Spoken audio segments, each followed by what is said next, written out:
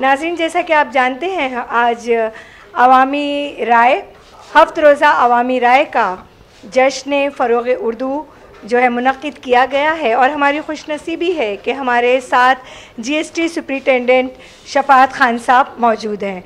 तो सर, हम आपसे आज के प्रोग्राम के बारे में जानना चाहेंगे कि आप मैं यहाँ पर आया हूँ हमारे फ़ारूक सैयद साहब उनके इनविटेशन पे। हमारी खुशकिस्मती है कि फ़ारूक भाई ने हमें याद किया इस जलसे के लिए। वैसे अदबी महफ़िल में जाना और ख़ास करके उर्दू लिटरेचर्स को सुनना ये ज़ाती शौक़ रहा है, बस इसी लालच में यहाँ आए हुए हैं।